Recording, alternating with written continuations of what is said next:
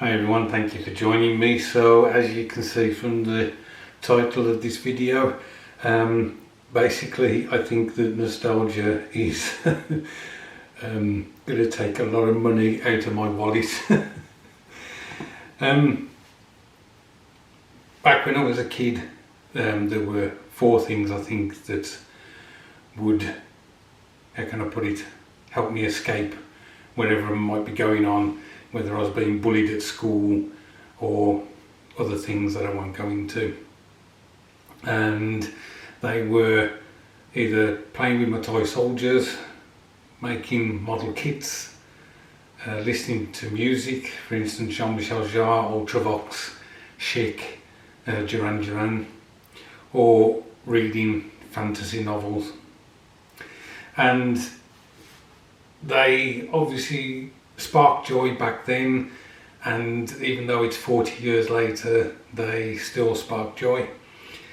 And consequently, the memory of, those happy moments are just something that you try to recapture. So I thought I would show you something of the nostalgia that I've recently bought.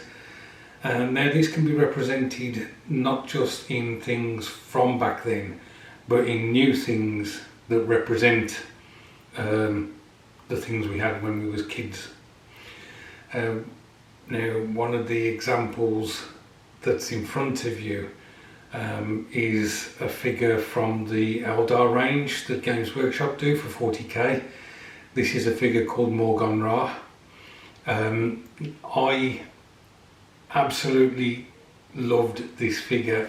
Bear in mind this is a recent edition, this is not the actual figure from back then, but I loved this character when I was playing Warhammer 40k some 35 years ago. And when I saw that this had been released, I decided that I needed to have it. Whether I ever do an Eldar army, I don't know. It's more than likely that I will paint up an Eldar army, and you'll see the reasons why in a minute, but I definitely needed to have Morgon RA.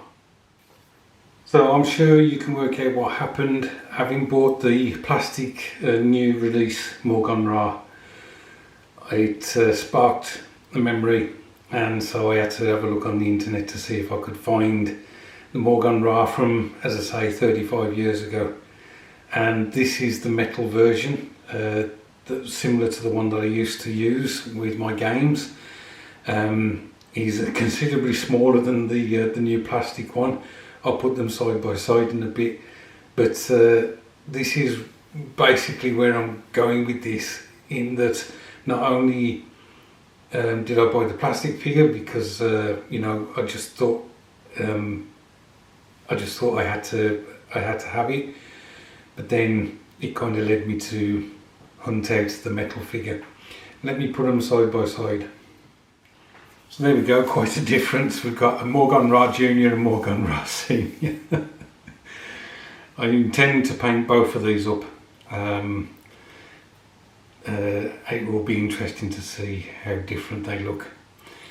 But there are some figures I'm going to show you now that are very new iterations of figures that I had back then. They are all Eldar, I think. And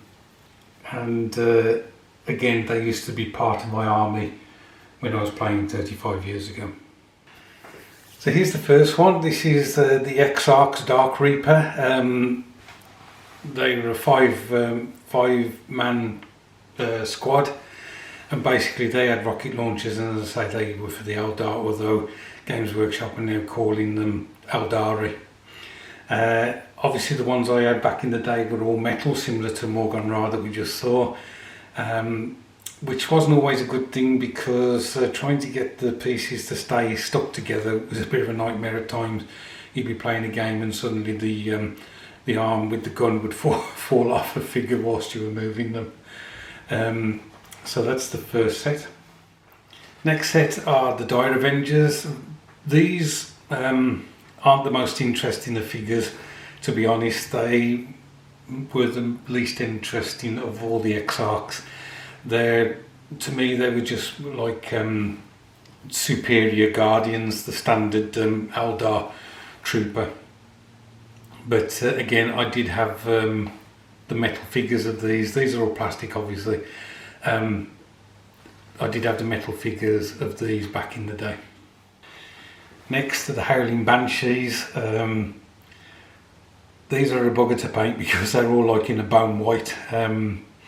But they're close combat experts, and these are another set of figures where the bits kept falling off them. But yeah, it was just a case of I went on the Games Workshop website, and then I just noticed all these box sets of Exarchs that they brought out, and I just, as I say, I just needed to have them.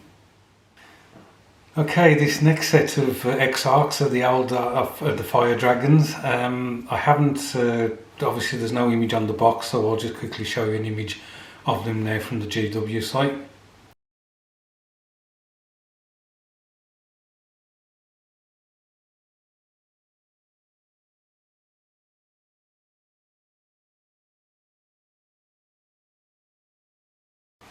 Bit more interesting, these guys. I think they use melters or something, multi-melters or something, all in orange from memory.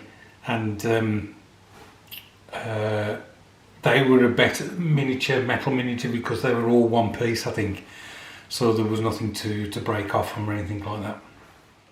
Another box with no images on them, so again I'll show you something from Games Workshop website.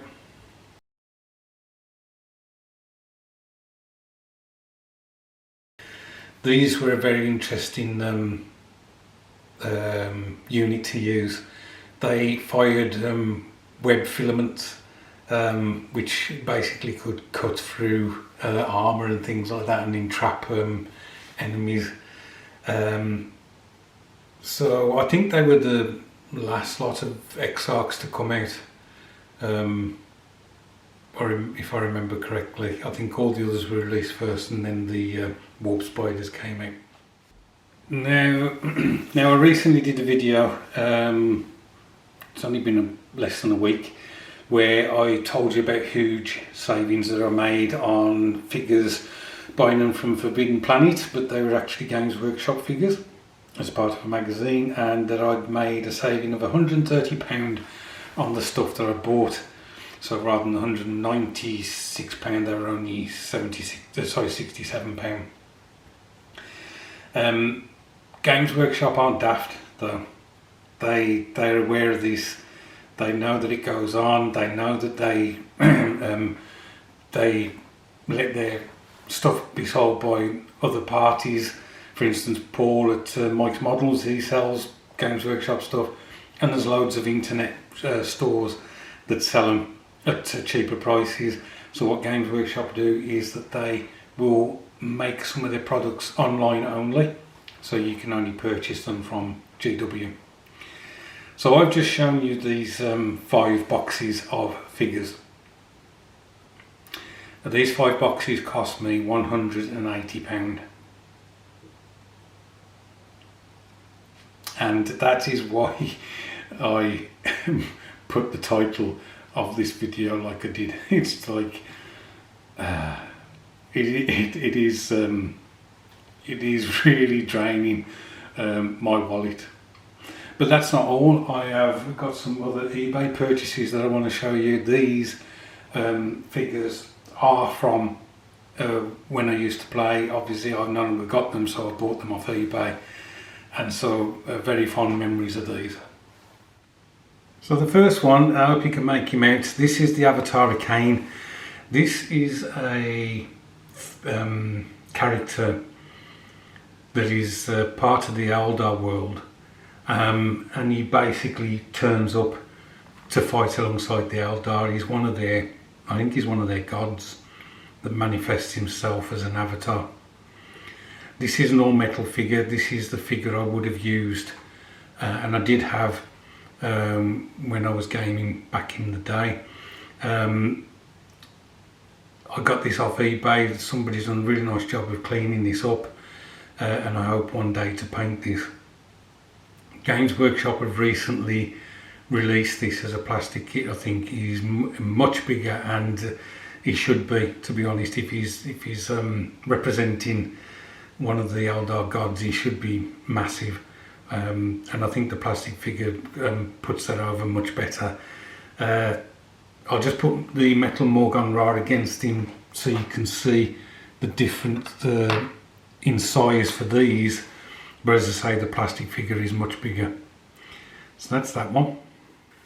So now we're moving into the realms of a game that I used to play. It was my first box game that I bought from Games Workshop, and it was called Epic 40k. The Space Marines in that, I think, were about 6mm high. This is an orc. I think it was a stomper. It may have been a gargant. I think the gargant may have been bigger. This is an orc stomper, so if you can imagine 6mm sized orcs inside this thing as it trundled across the battlefield, using its various weapons. This is, as I say, actually from back then. I bought this off eBay and it was £25. I was very happy to pay that for this.